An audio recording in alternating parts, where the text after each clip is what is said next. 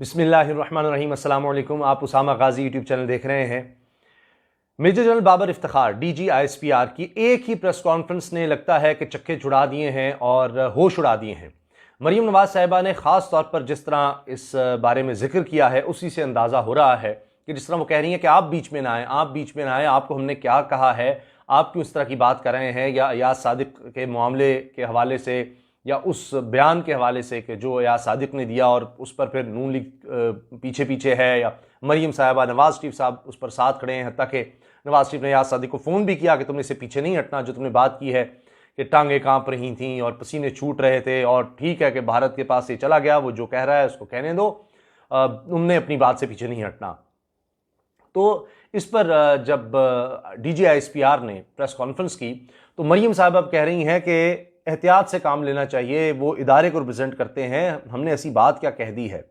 अब देखिए कि एक तरफ आर्मी चीफ का नाम लिया जाता है, DGISI का नाम लिया जाता है, और नवाज शरीफ साहब संगीन उन पर इल्ज़ामात लगाते हैं, हत्ता कि उनके खिलाफ नारे लगवाने वाली बात हो रही है, और नारे लगवाए गए, फ़ौज के खिलाफ नारे लगवाए गए। उसके बारे में मैं आपको बताऊंगा ये बात किस तरह से आगे बढ़ती चली जा रही है।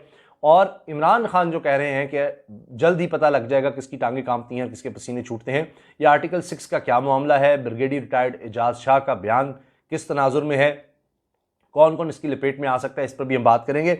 पहले मैं आपको ये बताना चाह रहा हूँ कि मरीम नवाज साहिबा ने जो बात कही है बाबर इफ्तिखार साहब के हवाले से, वो ये है कि DGISPR प्रोफेशनल सोल्जर हैं, ये मरीम साहबा कह रही हैं, हमारे इदारे के तर्जुमान हैं। अच्छा, हमारे इदारे, अब याद आ गया जी, फ़ौज हमारा इदारा है, हमारे इदारे के तर्जुमान हैं, इसलिए इन्हें बहुत एहतियात से काम लेना चाहिए। इमरान खान और हुकूमत के लिए इदारों को सियासत में लाने पर बहुत फ़ायदा है और इनके लिए अच्छा है, लेकिन पाकिस्तान और इदारों को बिल्कुल फ़ायदामंद नहीं कि वो एक सियासी जमात के पीछे खड़े हुए नज़र आएँ। अच्छा, अब सियासी जमात या हुकूमत, फ़ौज तो हुकूमत के साथ ही होगी आइन के तहत, चाहे वो मियाँ नवाज शरीफ की हुकूमत हो, चाहे इमरान खान की हो। बहरहाल आगे कहती हैं कि वो इतने हमारे और आप सबके भी हैं, इसलिए तफरीक नहीं होनी चाहिए, क्योंकि ये गलत रिवायत है, इससे दूरी इख्तियार करनी चाहिए और इस पॉलिसी पर नज़र षानी करनी चाहिए। अब देखिए कि सोच समझकर फ़ौज का इदारा इस मामले में आया है और उन्होंने फिर इस पर बयान दिया है। ये मरीम साहबा खूब अच्छे तरीके से समझती हैं कि DGISPR खुद से नहीं आ गए, ये पूरी फ़ौज की तरफ से बयान आया है कि फ़ौज में गम गुस्सा है, और जिस तरह से सियासी बयानात दिए जा रहे हैं ये गलत है। फिर मोहम्मद ज़ुबैर के हवाले से भी उन्होंने बात की कि जी ये आधा सच बोलने वाली बात गलत है, हमने जो कहना था हमने कह दिया। तो अब इस पर चीखें क्यों निकल रही हैं? पहले तो आपके वालिद साहब मियाँ नवाज शरीफ साहब खुद कहते रहे, आर्मी चीफ के खिलाफ बात करते रहे, DGISI के खिलाफ बात करते रहे और ये कहते रहे कि हिसाब देना होगा। अब भी वो कह रही हैं, इस तरह के बयान दे रही हैं कि जी कोई मुकद्दस गाय नहीं है, सबको जवाब देना होगा। और मियाँ नवाज शरीफ साहब फिर ट्वीट करते हैं और आर्मी चीफ को निशाना बनाते हैं उस ट्वीट में। तो क्या आप समझते हैं कि आप ये काम करेंगे और जो उसके अंडर, यानी आर्मी चीफ ने जिसको सिलेक्ट किया है, आर्मी चीफ के जो अंडर आता है, फ़ौज का सरबराह है, तो फ़ौज उसको डिफेंड नहीं करेगी, DGISPR उसको डिफेंड नहीं करेंगे, आप उन पर इल्ज़ामात लगाते रहेंगे, झूठे इल्ज़ामात, गलत तरीके से आप बातें करते रहेंगे।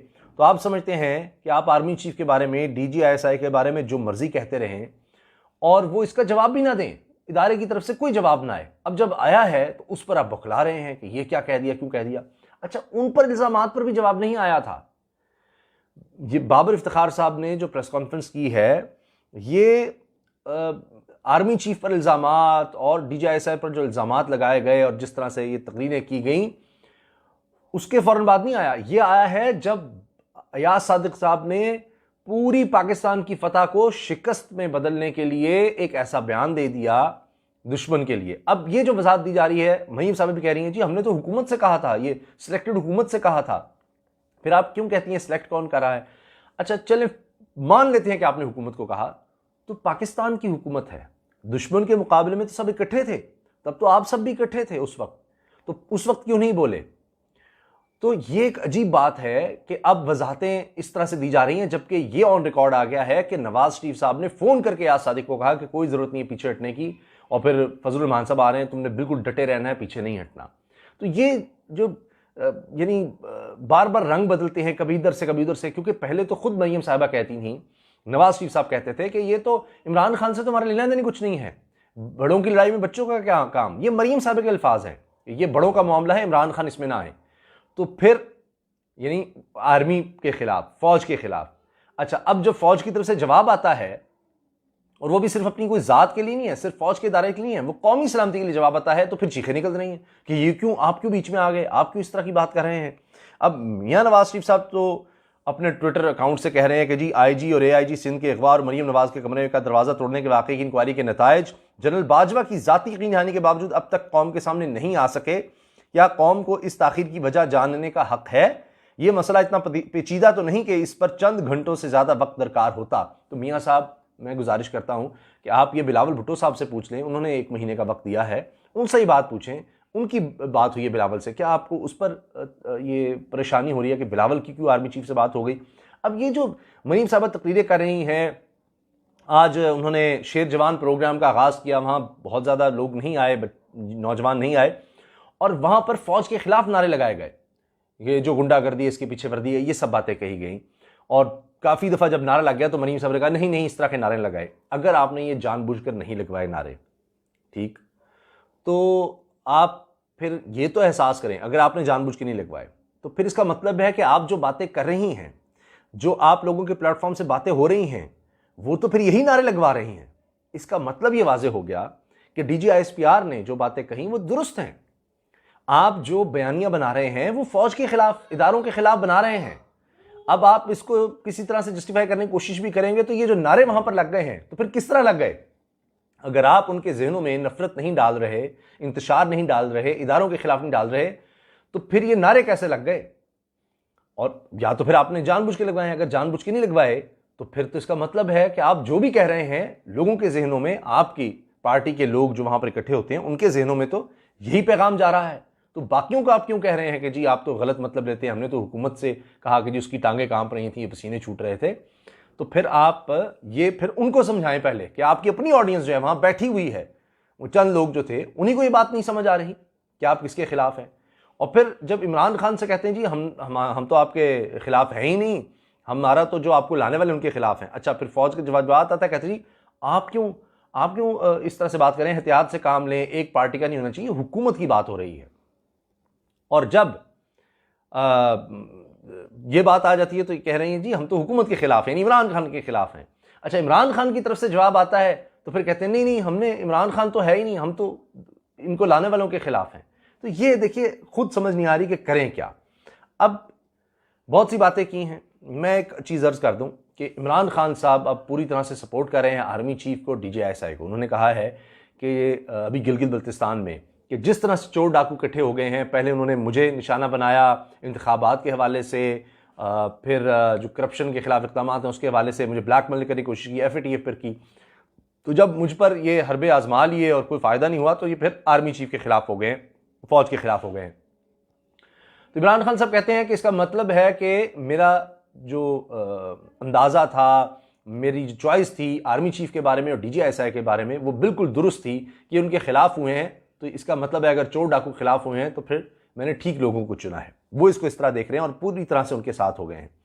اب پھر عمران خان صاحب نے وہاں پر ایک بڑی اہم بات یہ کی کہ جس طرح اسلامی ممالک میں تباہی ہوئی، چاہے شام، عراق، افغانستان، یمن، لیبیا، دیگر ممالک میں، تو وہاں پر ایک بہت بڑی وجہ جو ہے، مین ریزن یہ تھی ان کی فوج دیکھیں کتنی کمزور تھی. تو اللہ کا خاص فضل و کرم ہے کہ جس طرح کی سازشیں دشمن ملک کر رہا ہے اور جس طرح کی علاقے میں ہو رہی ہیں، تو اللہ تعالیٰ کا فضل و کرم ہے کہ اللہ تعالیٰ نے ہمیں ایک مضبوط فوج دی ہے. اور عمران خان صاحب نے کہا کہ ہر ہفتے کوئی ہفتہ نہیں گزرتا جس دن کوئی قربانی کی ایک نئی داستان سامنے نہیں آتی فوج کی طرف سے.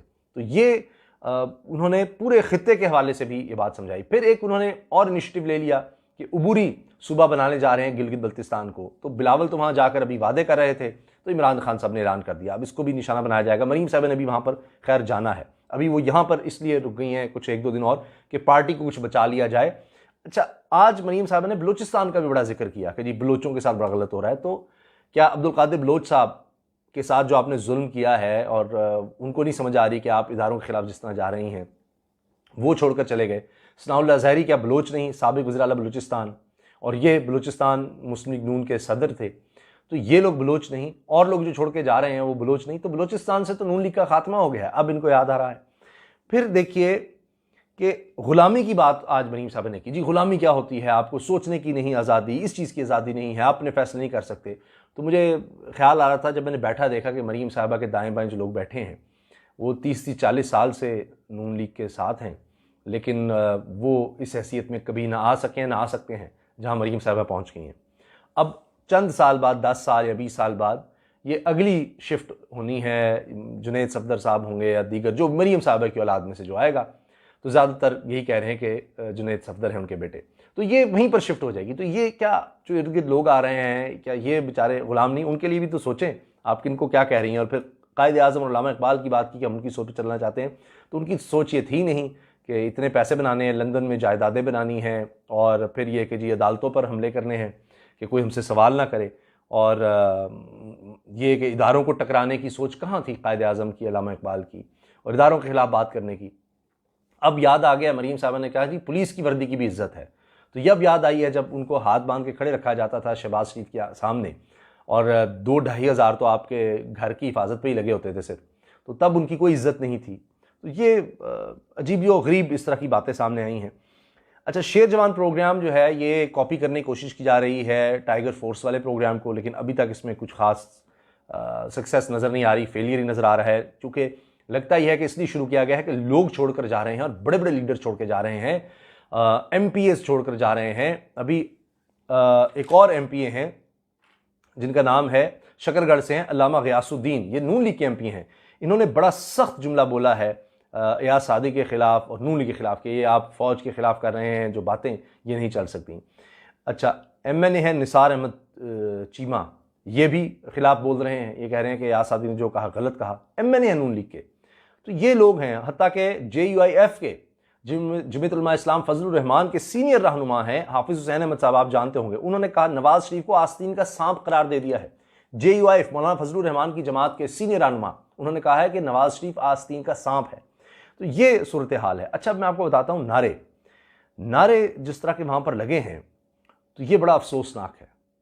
اور اب بریگیڈیئر ریٹائرڈ اعجاز شاہ وزیر داخلہ ہیں، انہوں نے یہ کہا ہے کہ آرٹیکل 6 کے حوالے سے چیزیں ریویو ہو رہی ہیں، ایاز صادق کے بارے میں بڑی کمپلینٹس آئی ہیں، لیکن جب یہ آرٹیکل 6 کی بات ہوگی، عمران خان صاحب بھی کہہ رہے ہیں کہ آنے والے وقت میں دیکھتے ہیں، جلدی پتہ لگ جائے کہ کس کی ٹانگیں کامتی ہیں، کس کے پسینے چھوٹتے ہیں، تو اس میں بھی اشارہ نظر آ رہا ہے کہ اس طرح کی کارروائی ہونے والی ہے بغاوت کے مقدمے کی۔ تو اس میں پھر صرف ایاز صادق نہیں آئیں گے، نواز شریف صاحب آئیں گے جو فون کر کر کے کہہ رہے ہیں کہ یہ کہو اور ایسے کھڑے رہو، جو آغاز خود انہوں نے کیا، ہر جگہ پر وہ یہ ٹارگٹ کر رہے ہیں۔ اور پھر یہ کہ مریم صاحبہ بھی اس کی زد میں آ سکتی ہیں جو یہ سب کروا رہی ہیں۔ تو اب سمجھ نہیں آ رہی کہ جب عمران خان پر اٹیک ہوتا ہے تو عمران خان جواب دیتے ہیں تو کہتے ہیں جی ہمارا تو آپ سے کچھ لینا دینا نہیں، ہم تو لانے والوں کے ہیں۔ پھر جب فوج پر حملہ، آرمی چیف پر، D G I S I پر، تو پھر جب پریس کانفرنس ہوتی ہے D G I S P R کی، تو اس پر کہتے ہیں جی آپ کیوں بیچ میں آ گئے ہیں، آپ اس میں نہ آئیں۔ اور اچھا، عاصم سلیم باجوہ صاحب کے حوالے سے بھی سوال پوچھے ہیں مریم صاحبہ نے کہ جی کوئی مقدس گائے نہیں ہے، وہ بتائیں اتنی دولت کہاں سے آ گئی، ارب روپے کہاں سے آ گئے، اگر ہم پیشیاں بھگت سکتے ہیں تو آپ کیوں نہیں؟ تو ان کے خلاف کیوں نہیں جاتے عدالت میں؟ کیوں نہیں جاتے عدالت میں؟ جب وہی عدالتیں جو آپ کے حق میں فیصلے دیتی ہیں، آپ کو اچھی لگتی ہیں، خلاف ہے بری لگتی ہیں، لیکن ان عدالتوں کو تو مانتے ہیں۔ اچھا، عدالت میں بھی تقسیم کرنے کی بات کرتے ہیں، تو ہر ادارے کو توڑنے کی، اداروں کو آپس میں لڑانے کی، پھر جو ادارہ آئین اور قانون کے مطابق آتا ہے۔ اب اصل معاملہ جو ہے وہ یہ ہے کہ ہمارا کیوں نہیں ساتھ دے رہے؟ جب کہہ رہے ہیں نا کہ یہ کسی ایک پارٹی کی نہیں ہے، یہ ادارہ ایک پارٹی کا نہیں ہے، یہ ہمارا بھی ساتھ دے، فوج ہمارا بھی ساتھ دے۔ فوج کا کام کسی پارٹی کا ساتھ دینا نہیں ہے، کہاں لکھا آئین میں کہ وہ کسی پارٹی کا ساتھ دے گی فوج؟ فوج کا کام ہے جو حکومت ہوگی، جس کو لوگ چنیں گے، اس کے مطابق کام کرنا ہے فوج نے، آئین میں درج ہے۔ آپ کے والد صاحب کتنی دفعہ، 3 دفعہ آپ کہتے ہیں جی وزیر اعظم بنے، کب فوج نے ان کے ساتھ چلنے سے انکار کیا؟ کب ایسا ہوا؟ وہ پرویز مشرف صاحب والا معاملہ جو ہے وہ ایک الگ آپ رکھ لیتے ہیں، اس کے علاوہ بتا دیں آپ تو کیا رحیل شریف صاحب آپ کے کہنے پر ملاقات نہیں انہوں نے کی عمران خان سے اور طاہر القادری سے؟ کوئی آرمی چیف پسند نہیں آیا، غالباً 6 آرمی چیف دیکھے ہیں نواز شریف صاحب نے جب وزیر اعظم رہے، کوئی ایک ان کو پسند نہیں آیا۔ تو کہیں تو کوئی مسئلہ ہے آپ کے اندر، تو وہ بھی دیکھیں۔ تو یہ چیزیں غور کرنے کی ہیں، ان پر دھیان دینے کی ضرورت ہے کہ جس طرح سے یہ سب باتیں ہو رہی ہیں اور یہ نعرے جب لگوائے گئے ہیں تو یہ بات آگے تک جائے گی، اور کافی جب نعرے لگے اس کے بعد مریم صاحبہ نے ان کو روکا. تو یہ ذرا لمحہ فکریہ بن چکا ہے، اس پر سوچنے کی ضرورت ہے کہ یہ چاہ رہی ہیں کہ مریم صاحبہ، واضح ہو رہا ہے کہ ابھی ایک دو مہینے پہلے تک تو خاموشی تھی، اس کے بعد یہ سب کہ جی ہماری طرف توجہ کیوں نہیں ہو رہی، یہ فوج ہمیں کیوں نہیں سرو کر رہی، ہماری جماعت کو سرو کیوں نہیں کر رہی، جس طرح پولیس ہمیں سرو کرتی تھی اس طرح کیوں نہیں سرو کر رہی. تو یہ اصل مسئلہ سامنے آ رہا ہے، ان کی باتوں سے صاف نظر آ رہا ہے، ان کے جملوں سے، کہ ساری پارٹیوں کو سرو کرے فوج. یہ فوج کا کام رہ گیا ہے. اور جواب بھی نہ دیں جب ہم حملے کریں آرمی چیف اور DGI پر، یا جو پاکستان کی فتوحات ہیں، تاریخ ہیں، اس کو مسخ کرنے کی بھی ہم کوشش کریں تو آپ خاموش رہیں. اور خاموشی ختم ہوتی ہے، مجھے وہ یاد آ گیا آخر میں عرض کر دوں کہ وہ جس طرح ہوتا ہے کہ کبھی کوئی کہیں سے کسی کی کوئی گالی گلوچ آپ کوئی بندہ کسی کو دیتا ہے تو آگے سے جواب دے کہتے ہیں جی میں نے آپ کو کہا کیا ہے. تو وہ بات ہے کہ آپ جو مرضی کرتے رہیں، جو باتیں کرتے رہیں، تو جب جواب آتا ہے تو وہ کہتے ہیں جی ہم نے کہا کیا ہے، ہم نے کیا کیا ہے. تو آپ جو کر رہے ہیں وہ سب کو سمجھ آ رہا ہے، سب دیکھ رہے ہیں، اور یہ سب کچھ لگتا ہے کہ بہت جلد اس کا رد عمل سب کے سامنے نظر آئے گا. اور بہت سی باتوں میں جو باتیں بڑی ملک کے خلاف، قومی سلامتی کے خلاف ہو چکی ہیں، اس پہ بہت سے لوگوں کو کچھ بھگتنا پڑے گا. اجازت دیجیے، اللہ حافظ. پاکستان زندہ باد.